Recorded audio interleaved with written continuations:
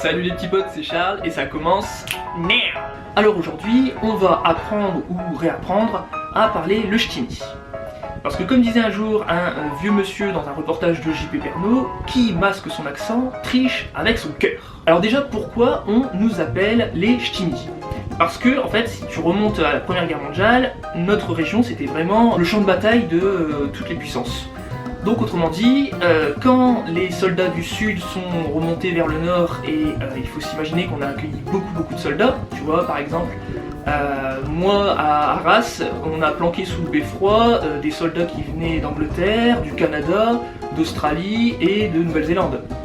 Donc tu vois, tu t'imagines bien que tous ces gens qui vont apprendre à connaître une nouvelle langue ne vont rien comprendre. C'est pour ça que les mecs du sud, quand ils vont entendre notre langage bizarre, ils vont appeler ça le ch'timi. Che pour, parce qu'on les entend toujours che, ti pour toi, mi pour moi, che, ti, mi. Alors concrètement, si tu demandes à un parisien qu'est-ce qu'un ch'timi, il va te répondre c'est les mecs dans les montagnes noires au-delà de la frontière nord parisienne. Et si tu veux être vraiment précis, un ch'timi c'est vraiment seulement dans le département du Nord, à l'exception de la région de Dunkerque. Donc si tu demandes par exemple à un habitant d'Arras, donc de l'Artois, de Berck ou du Boulonnais, tout près de Boulogne, c'est pas des habitants qui vont se considérer comme à 100% ch'timi. Mais alors pourquoi on parle comme chaud? C'est parce qu'il faut s'imaginer au 3e siècle après Jésus-Christ, donc t'as les Romains qui remontent vers le nord, ils trouvent que notre climat clairement est moins étouffant, donc ils s'y plaisent bien, ils s'installent, et c'est par la suite les Gallo-Romains qui vont prendre en pleine poire les invasions germaniques. Donc cette langue germanique ancestrale, elle va donner la langue anglaise, l'actuelle langue néerlandaise et la langue allemande. Et nous en fait, notre région, on va se retrouver pile poil englobé dans l'invasion, et au sud de la frontière, ce sera les Parisiens. Et en fait, ce qui va se passer, c'est que on va naturellement adopter les consonances, les consonnes germaniques. Donc le K, par exemple, tu vois, c'est quelque chose qui était purement germanique à la base. Donc, si tu dois retenir un truc, c'est que dans notre région, on savait dire Guy. C'est les Parisiens au sud qui, ils savaient pas dire Guy, donc ils disaient J. Et le J est devenu le J, donc la lettre J. C'est pour ça aussi que, par exemple, tu vois, moi je m'appelle Charles, mais à l'origine je m'appelais Karl. Et par exemple, les Parisiens n'arrivaient pas à prononcer le Karl, ils ont transformé ça en Charles, et le che est devenu le che. Alors on y va, listen one, en ch'timi, le an se transforme en un. C'est-à-dire que si tu veux dire des gens, mentir, apprendre une chanson, on va dire des gens, mentir, apprendre une canchon. Listen to, le ch'timi n'aime pas le E. En gros, il faut te dire que c'est vraiment la lettre qu'on cherche à éviter par tous les moyens, à tel point que si on a deux E qui sont fortement rapprochés dans une phrase, on va chercher à supprimer le deuxième E par une apostrophe. Donc avec ce relâchement de l'articulation, on va par exemple pas dire le cheval, mais le gva. On va pas dire ce bois, mais on va dire j'beau. Et si tu peux le remarquer aussi dans d'autres mots, on va pas dire petit, on va dire petit. On va pas dire venir, on va dire venir. T'as qu'à le tenir, t'as qu'à le tenir. Après tu peux prononcer le deuxième E, mais à la condition de soit rajouter un accent, soit tu le fais passer tout devant. Autrement dit, si tu veux dire cette petite, tu vas dire j'pétiote. Si tu veux dire ma fille, tu vas dire anfil. Si tu veux dire je t'aime, alors nous on dit je t'ai cher, on dit esh teker. Donc c'est le E qui repasse devant le J. Lesson 3. Selon le département où tu te situes, on ne prononce pas le préfixe re de la même façon. Par exemple, si tu veux dire le verbe revenir, quand tu es dans le Pas-de-Calais, on va te dire arvenir. Si tu es dans le Nord, on va te dire ervenir. Lesson 4. Si tu es dans le Nord-Pas-de-Calais, sache qu'on fait pas de chichi, on est des gens authentiques, donc ta bouche en cul de poule à la Versaillaise, tu la fais pas ici. Autrement dit, tu vas pas dire du rose, une côte ou un cône, tu vas dire du rose, un cône ou une côte. Lesson 5, tu vas remarquer que les autres régions disent de nous qu'on écrase les mots. C'est-à-dire que le A, on va pas le faire du bout des lèvres comme les autres, on va vraiment le faire à l'arrière du palais. Et c'est pour ça que par exemple on va pas dire mon petit papa, on va dire mon petit popo. On va dire, admettons, c'est un bon gars. Lesson 6. Il faut savoir que, surtout dans le département du Nord, la lettre G, le je, peut devenir che.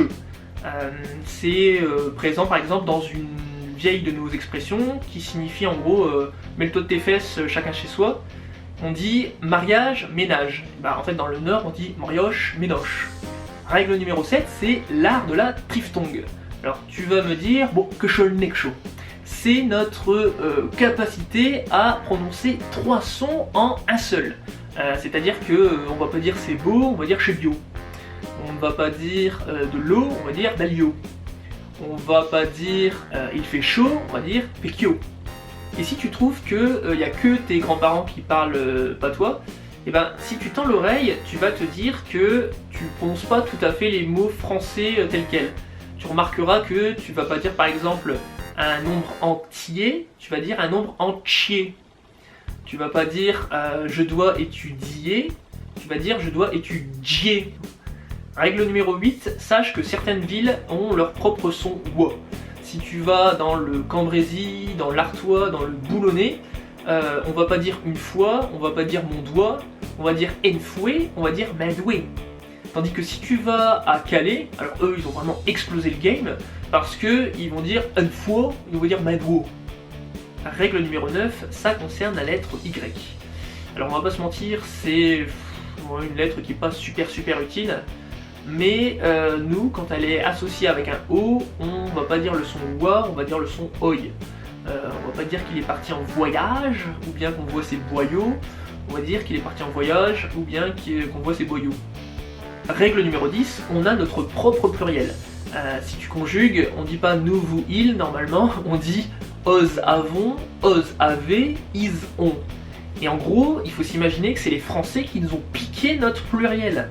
Ils ont transformé le os en on. Bon, c'est considéré comme du singulier, mais si tu réfléchis bien, on parle d'un groupe, donc c'est du pluriel. Et en fait, il s'agit de notre pluriel qu'on a transformé. Règle numéro 11. Alors là, je t'avoue que c'est un peu moche.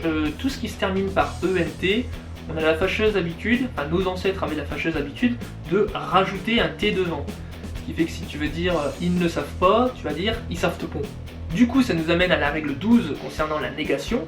Et en fait, si tu réfléchis bien, on se retrouve avec deux formes, le ne et le pas. Sauf que nous, en fait, dans la région, on se dit qu'une seule, c'est suffisante.